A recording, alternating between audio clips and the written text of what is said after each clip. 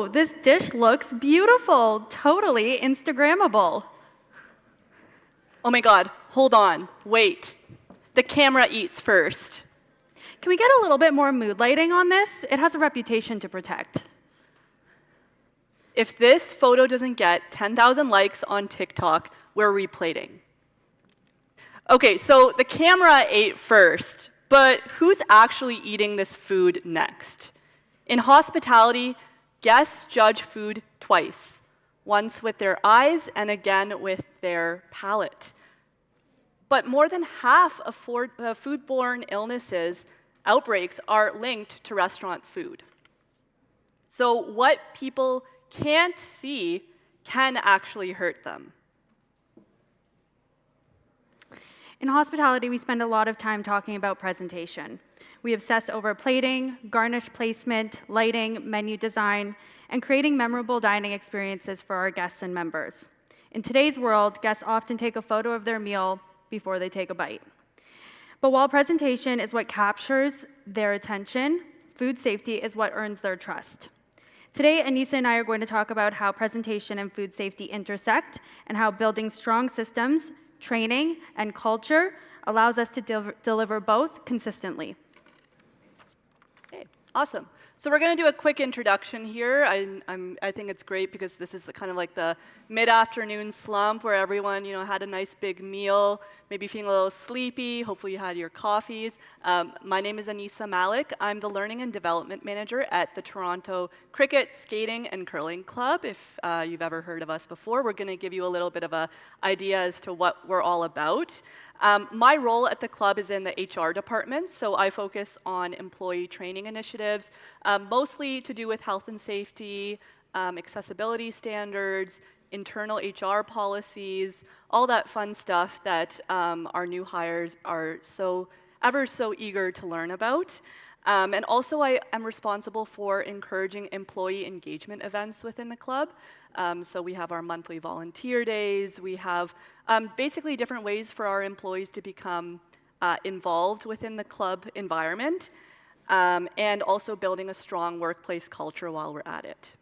I'm also a contract professor at George Brown College as well as Centennial College within the schools of hospitality and culinary arts, teaching mostly within food safety, communication, career building, so all that fun stuff all at once.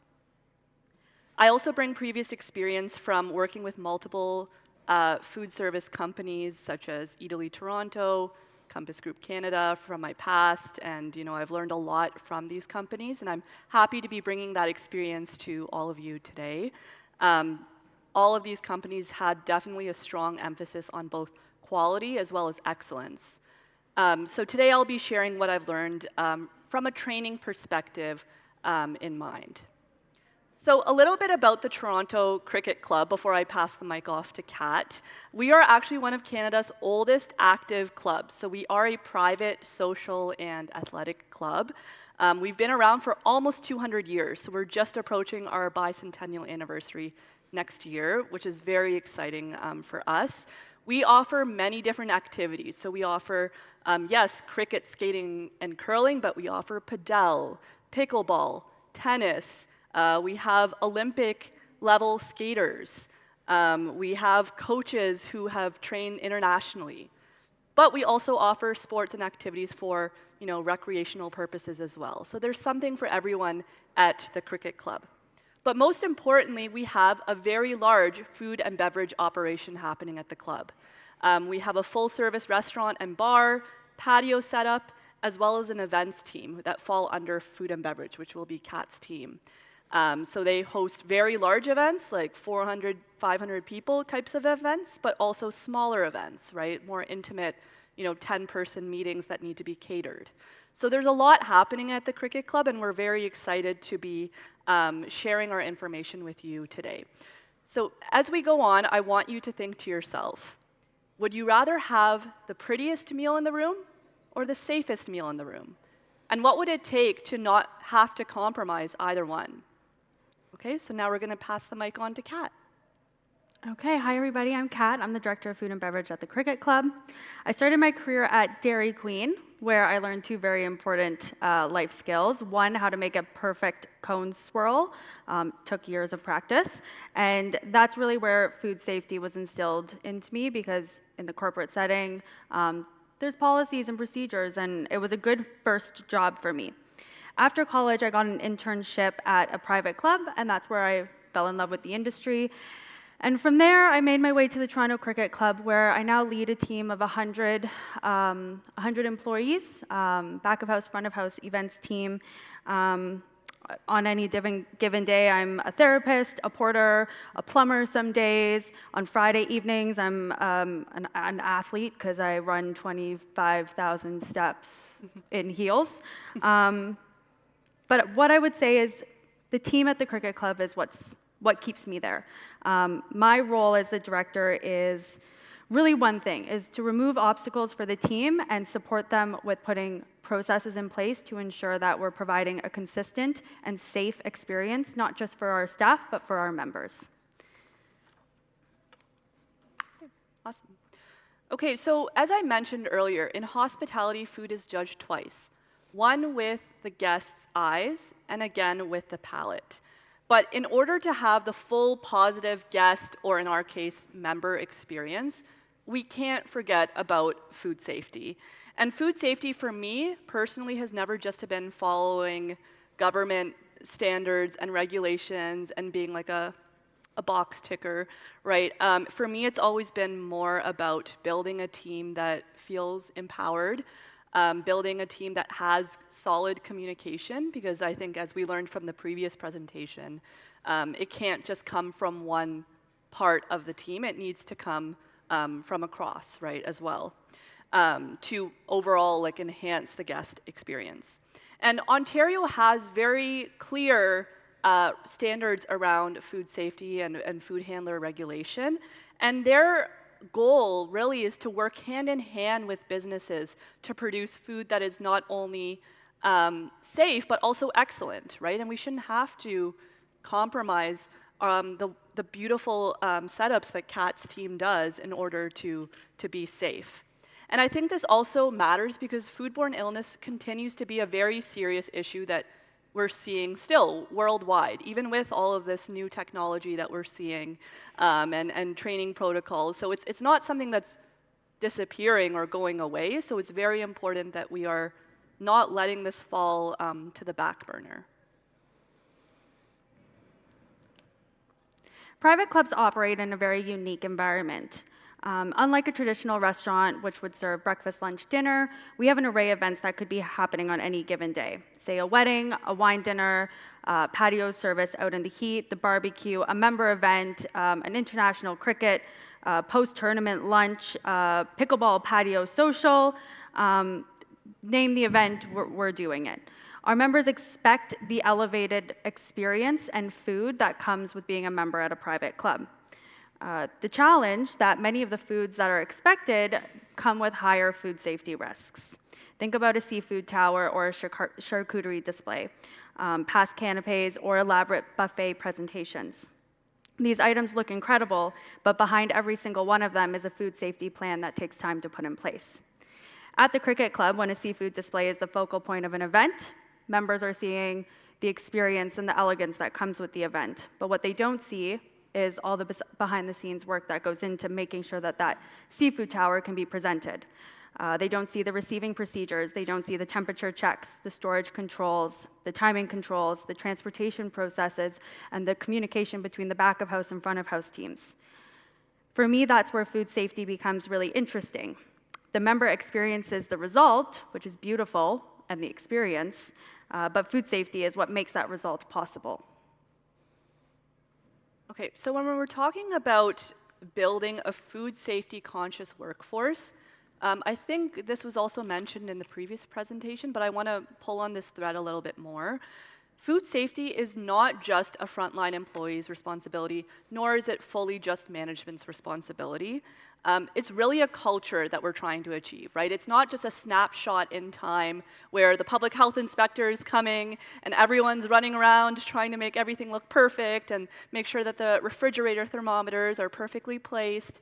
It's really about the actions and the attitudes that everyone has within the team every single day. That's what makes the food safety culture.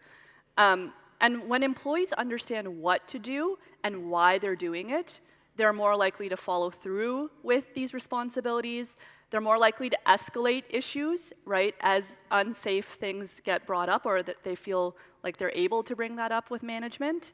And they're also able to ultimately protect the guest and member experience, which is what me and Kat work together on at the Cricket Club to make sure that every single day, no matter how big or small an event or experience is, that we're bringing that to our members. And food safety training matters because, as all of you know, as the experts, there's so many different hazards to control. There's biological, chemical, physical, right? And that can be quite burdensome to think about at times. And each one can affect guest safety in different ways. So training is going to give your team a shared understanding of what the standard is.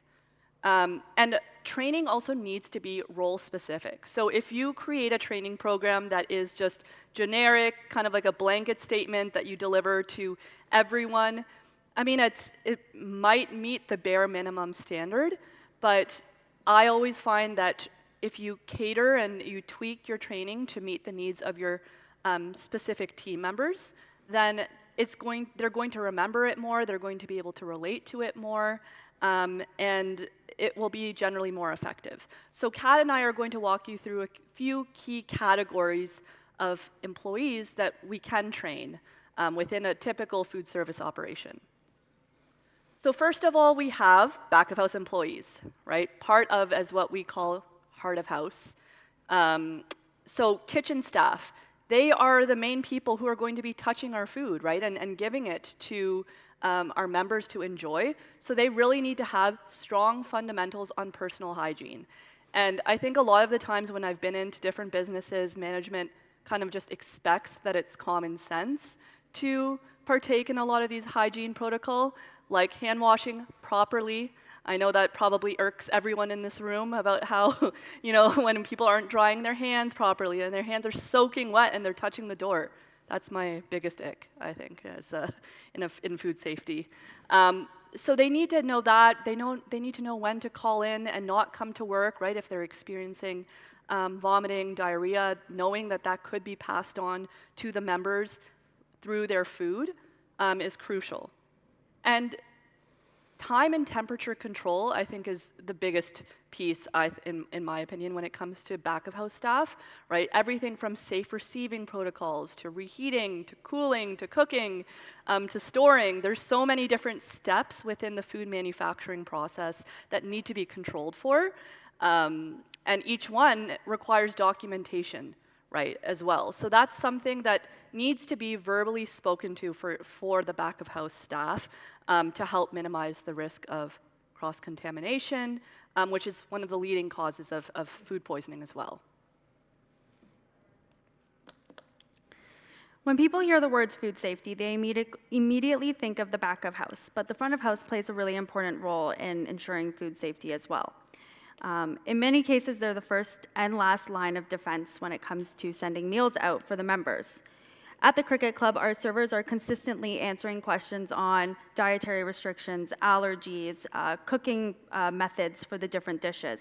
Members may ask something like, does it contain dairy? Is it celiac safe? In moments like this, the accuracy matters, and that's where the front of house training program comes in place. The most important thing that we teach our team is that it's okay not to know the answer, but it's not okay to assume. Food safety failures don't always happen in the kitchen, but they happen because of miscommunication with our front of house team. So strong front of house training is really important when it comes to your allergens and your dietary restrictions and how the meals are prepared, because it will allow the front of house team to properly communicate to your guest or your member the specific needs of the customer you're serving. Management, I think we talked about this at the last session. Leadership, it's an important role in creating the food safety culture. And it does start with leadership. Managers are responsible for more than just simply enforcing the policies, but they're there to help create and remove obstacles that are hindering the policies. So through my career, I've learned that employees pay much more attention to what I do as a manager than what the actual policies are. So if I forget to check a mist temperature log, they're going to notice that.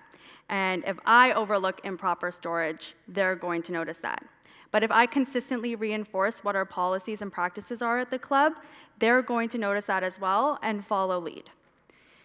Food safety isn't built during our inspections. The health inspector walks in and we all freak out and we're running rampant trying to make sure that everything is perfect.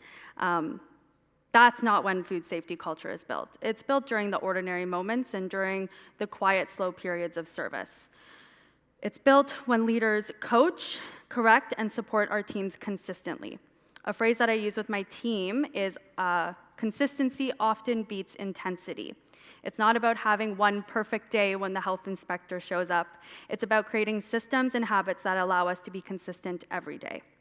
That's why management training should focus on creating sustainable systems that our team can follow. Awesome, thank you. And I wanted to just touch base, because I know Kat mentioned allergens. And I know we're coming from a very large food service organization. I remember we had an allergen control program in place, and I remember helping actually develop some iterations of that program. But when you come from a smaller organization, maybe you don't have an allergen control program in place. So I wanted to point out some really good resource that you could refer to if you don't have anything in place. So this is from Food Allergy Canada. These are a couple of snapshots that you can find on their website. They have a wonderful toolkit available that's for free for businesses and for, if you're just curious, to use, where they have everything from signage to digital communication to checklists and templates that you can easily integrate into your business. So up here we have our menu matrix. So each menu item within a food service operation is listed, and then each common allergen that could be found is listed, so you can easily check off which allergen could be found, and then that can be easily communicated to your frontline employees. And then we also have menu matrix. So this is a little bit more in depth, but it goes ingredient by ingredient, brand name by brand name, what allergens are present, and what are the steps that we can take to control every single allergen within our menu and recipe item or recipes. And so these are really great. I highly recommend checking it out if you have not, just because I've found it to be particularly useful. So I wanted to share a quote with you all. And I told my students this all the time, so I think this is very meaningful for me, and I'm sure it is for you guys too. Food safety culture is what happens when no one is watching closely. Okay, so it's really a set of habits, attitudes, and decisions that make staff participate in food safety culture. Because really, safe behavior has become normalized, right? It's not just like an ad hoc kind of basis. It feels normal to behave this way. And in my work, I try to build that culture every single day through orientations, through Friday briefings, which Kat's going to talk about. I think it's a really fun initiative that we do together at the club, and also real-time coaching opportunities. So not waiting, sorry, I think I just pressed a button. So not waiting until the moment has passed and a mistake has already been made, but in the moment, coaching your employees through corrective actions can be much more effective. Okay, so I'm going to talk a little bit about one of our practices at the Cricket around food safety. So when Aneesa joined the team, we were trying to find a fun, engaging way to keep our team interested in learning about food safety, following the policies, which is not always the easiest for our Gen Zs. I can say that because I am a Gen Z myself. So Aneesa came with the idea of, we call them the Friday Fun Briefings. So every Friday, we can skip to the pictures if you want, Aneesa. Every Friday we do a briefing, and it includes all of the staff who are working from the front of house and the back of house. And we gather and we talk about the weekly specials. We talk about how they're supposed to look, because the presentation's really important, the allergens that are included. And we try and make it fun, because engagement is important when you're telling your staff sort of the policies and the rules and the ingredients on dishes.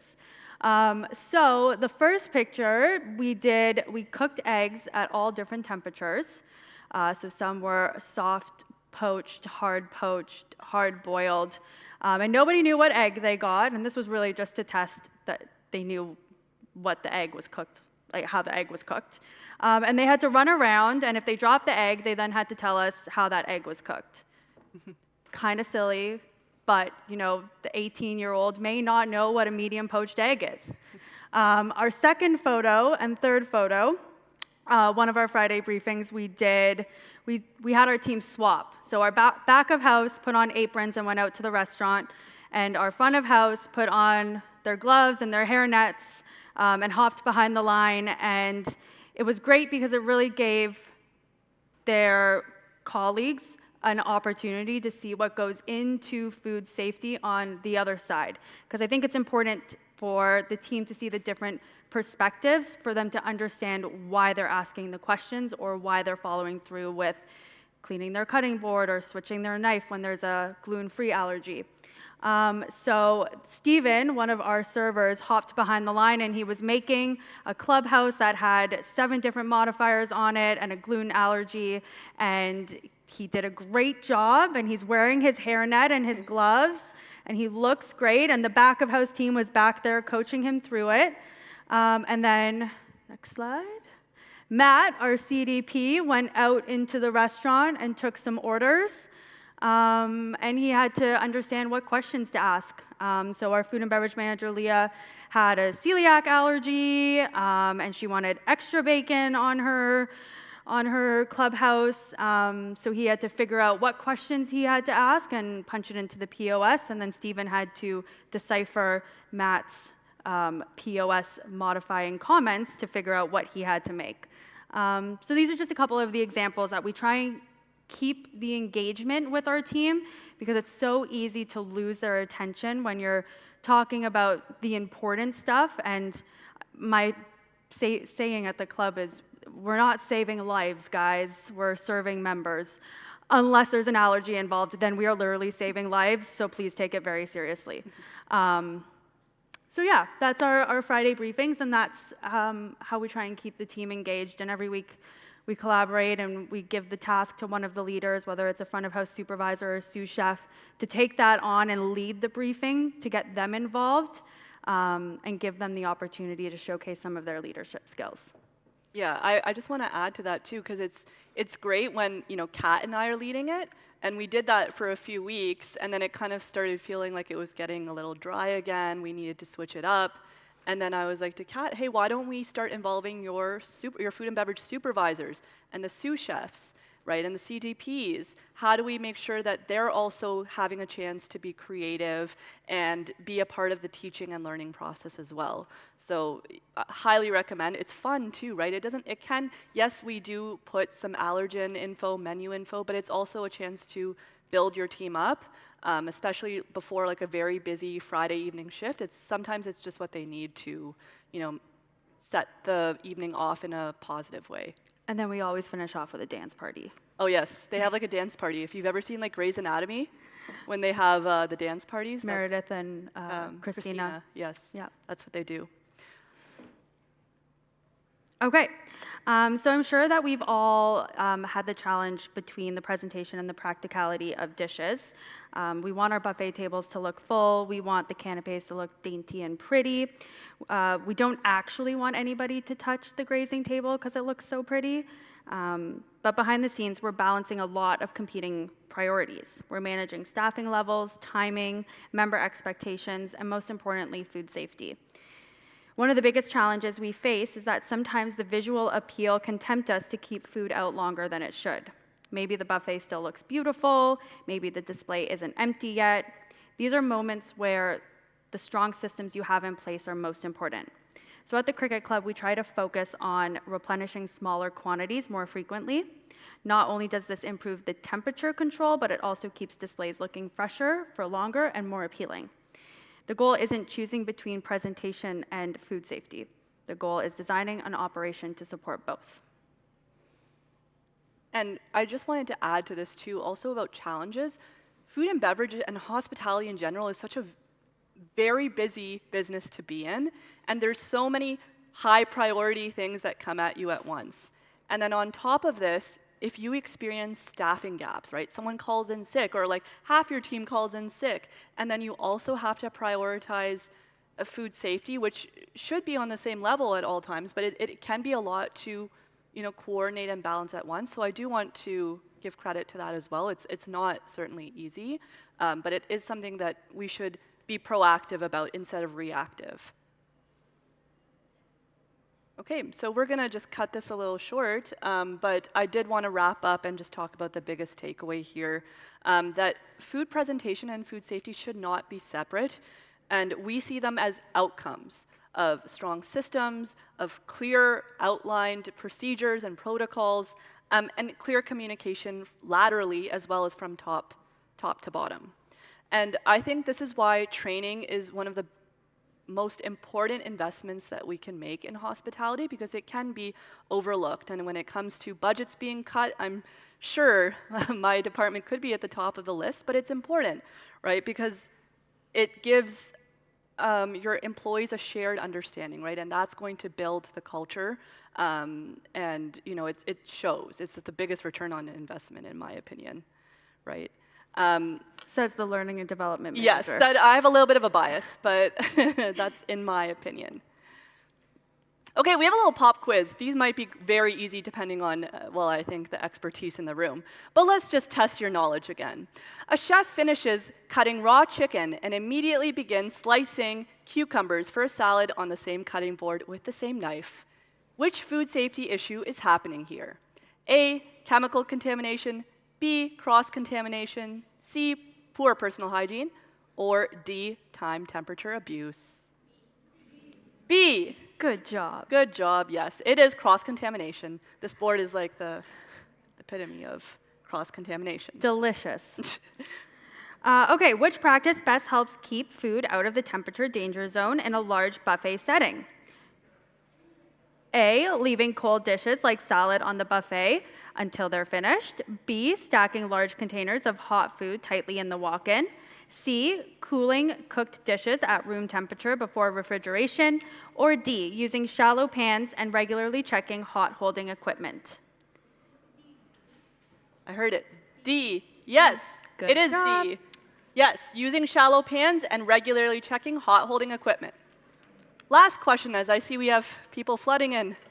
Okay, in a kitchen, how should raw seafood be stored in a walk-in refrigerator to minimize food safety risks? A, in open containers to allow air circulation. B, on any shelf, as long as it's covered. C, below ready-to-eat foods, I already heard the answer, but above raw poultry. Or D, on the top shelf above all of the foods. Yes.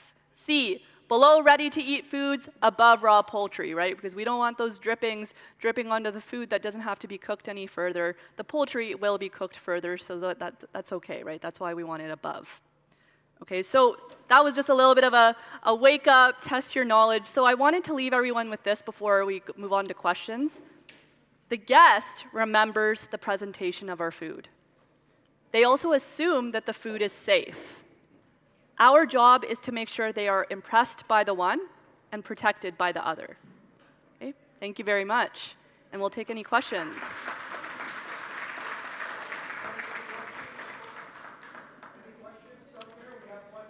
Oh, God. Oh, okay. Thank you for the presentation. Appreciate it. So we know for consumer prepackaged foods, we have allergen and we declare that as contain and may contain.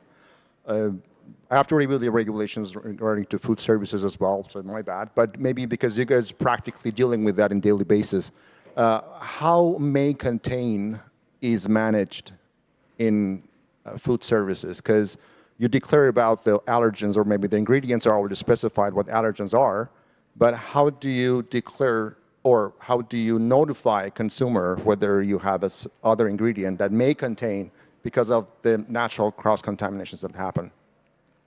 Great question. I guess anything in the building could technically be considered may contain. So we do our best. When it comes to allergies, it's really the communication at the table with the front of house. That's the most important. We need to know if it's a restriction, if it's a severe allergy, if it's a preference. We treat every allergy as life-threatening, but knowing the background is important. When it comes to the items on the menu, everything's labeled with the allergens. There's the legend at the bottom. We never guarantee at the club that it's peanut-free or nut-safe. It's just not something we do. We don't have peanuts in-house. We don't serve any dishes with peanuts or nuts on it. But just out of extraordinary precaution, we don't guarantee it. But we do have like lifeguard stations throughout the club where there's the first aid bags, and we have EpiPens in there, which are updated frequently. So that's kind of the safeguard. When it comes to gluten, if it says gluten-free, so our deep fryers are not, we don't have any gluten-free deep fryers. So if it's gluten-free, but you're celiac, you can't have it. But we do have on the menu, we actually just launched it a couple months ago, it's celiac safe option, so it's labeled CSO on the menu.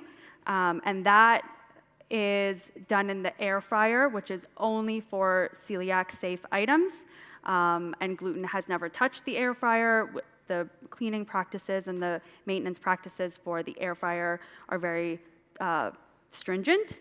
So we do have celiac safe options, but when it comes to allergens like nuts, we never guarantee it, but we do our best to accommodate. Thank you. We have one question up here.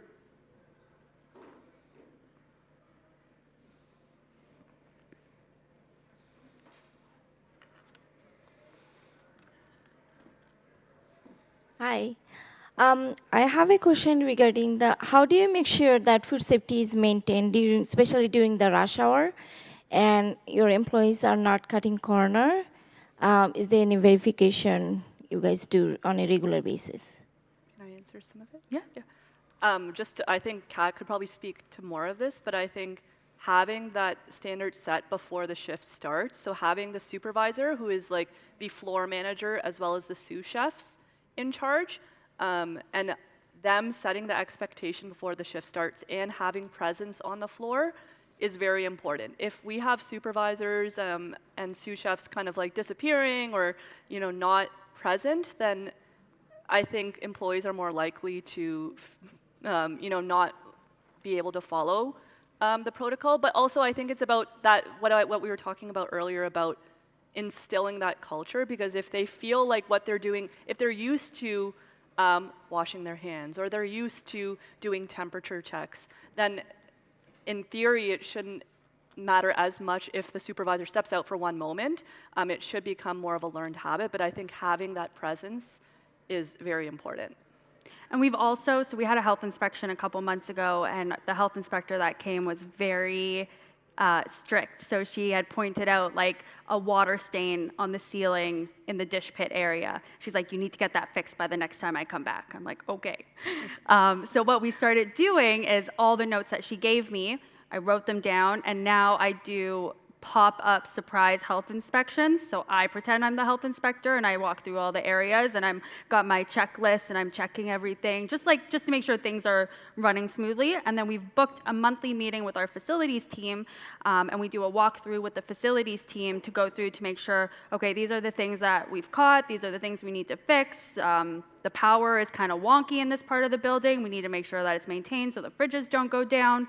So we collaborate now monthly with the facilities team with an ongoing checklist to make sure that if the health inspector comes back, that water stain on the ceiling has been fixed.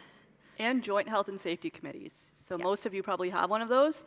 I would say get them more involved, because they're from every single department. They're coming into our kitchen. They're doing the inspections as well and noticing how employees are handling the operation.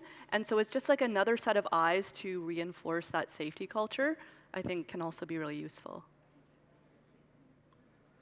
Anyone else? Thank you. Okay, Thank you, very ladies. much. Thank you.